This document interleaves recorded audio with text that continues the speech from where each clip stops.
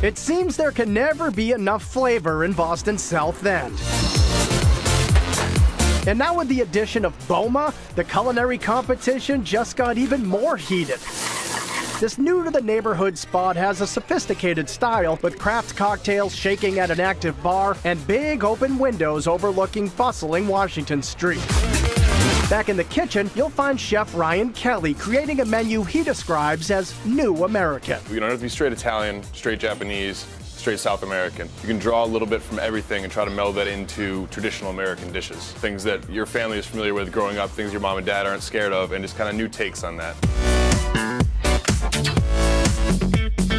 Boma's mussels are a perfect example. Plump, perfectly seasoned, and served with a side of fries that are anything but ordinary because they're cooked in delicious duck fat. We just fry them till they're golden crispy, and the duck fat just kind of gives that extra fatty richness to them. And the mole frites themselves are finished with honey, so they're very sweet. That fattiness just absorbs all the sweetness of the broth. Those same fries are served alongside Boma's burger, topped with lettuce, tomato, onion, and cheddar. This was one plate Ryan decided not to tweak too much. It's just a mixture of nice, simple elements all coming together, not trying to change the world one burger at a time. Sticking to the basics, but perfecting the basics.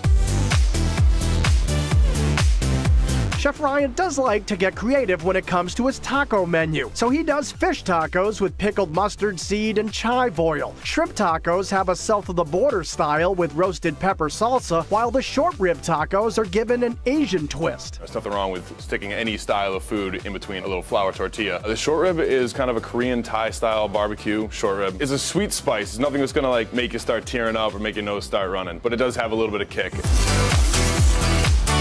Day-boat scallops and sweet parsnip puree are as artful as they are tasty. Each one is pan-roasted perfectly and served with seared discs of daikon radishes, so the seafood and starch look almost identical.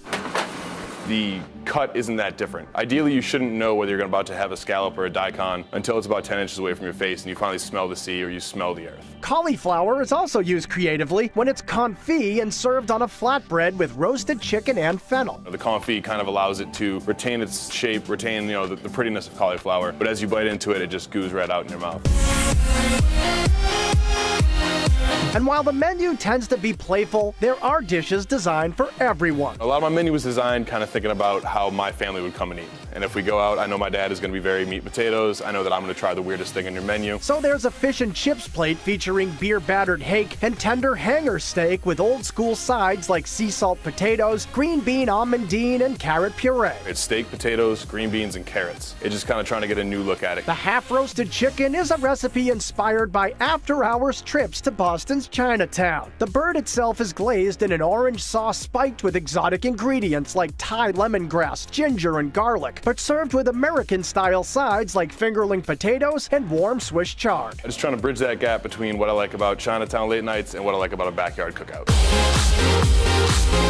At dessert, the Iggy's rolls you'll find in Boma's bread service serve double duty in the cinnamon pecan bread pudding. We use Iggy's rolls and everything left over gets toasted and then made into bread pudding, so it's constantly fresh. It's taken a fantastic quality product in the beginning and then just adding a lot of flavor to it, a lot of sweetness, giving you a different texture, a different crunch against the soft, soggy bread pudding. So while you can definitely find approachable items at Boma, with all the creativity coming out of the kitchen, even the most sophisticated palates will leave happy. We've been exposed to so much more than our parents or our grandparents were. You can get a table of 4 that want 4 completely different styles of food, which is why the new American rise has happened. It's just an easier way to still stay familiar enough, but to experiment without getting too far out of the box.